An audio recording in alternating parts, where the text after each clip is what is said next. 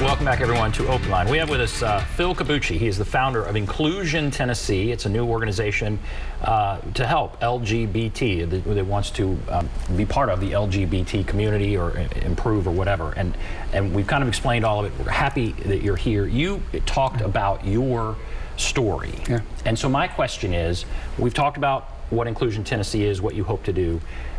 Your story was powerful. How would this organization have helped you when you were 20 years old or 22 years old and struggling with the things you were struggling with at that point?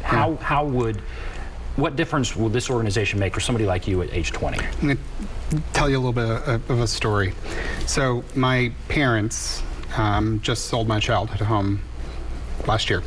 And in doing so, I was a good son, flew home, helped them clean out the house and pack up the moving trucks and all that fun stuff.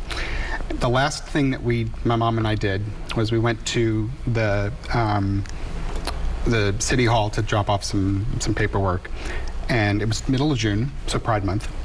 And the first thing I see when I got out of the car is a pride flag hanging from the city hall.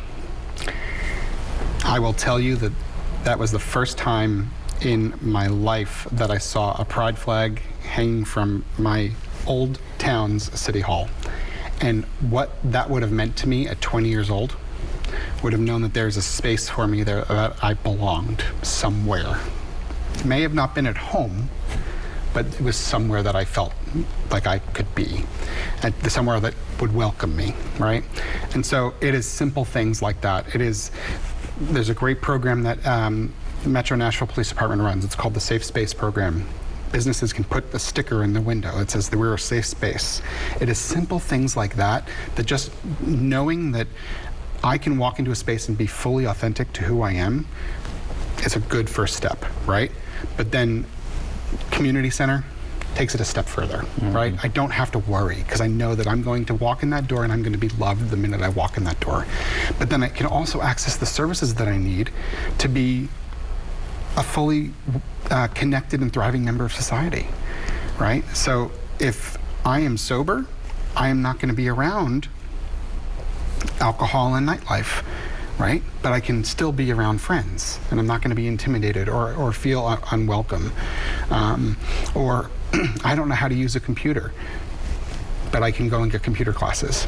Or I want to go and buy a book that may not be sold at a local bookstore about a gay topic, but it's available at the LGBT Center Library. You know? So your parents, as you explained, were somewhat slow to come around on this, maybe haven't yet come around. Yeah. What did they comment on the flag in their town square? No, not at all. And there might be some, and I know there are some, and again, we go all over Middle Tennessee, who would say, that's just too much, you know, in your face, it's too out there. You know, when people say that, what do you say? Pride flag is just part of an identity, right? It is one thing of many, right? Every movement has some kind of an identity, right? We go pink for breast cancer awareness, right? We have different colors for different initiatives. Just because we have a multicolored flag and we can't pick a color, but we have different meanings for all of those colors of the rainbow, that's just how we identify, right? Do people get upset when all the brands change their colors to pink for Breast Cancer Awareness Month? No. And people may not understand what it would mean, going back to your 20-year-old self. I think what you were saying when you said that you questioned, I think I heard you say there were questions about, you know, going on. I mean, what's at stake here is there's a lot. Yeah. You know, you put up a flag, maybe what it says to somebody who's going through that, who's questioning going on, right? That's a lot. Yeah. And if it's somebody else is like, oh, why, you know, it's a bigger deal for this person over here. Correct. Right? Yeah. I mean, it's a small gesture. Yeah. It is just being seen. It is knowing that someone else sees me. It is just that much.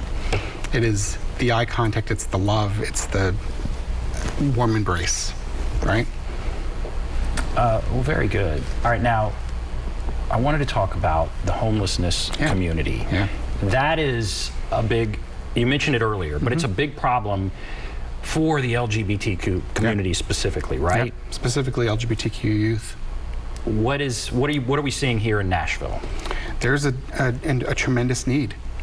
We have a tremendous LGBTQ plus homeless youth population here.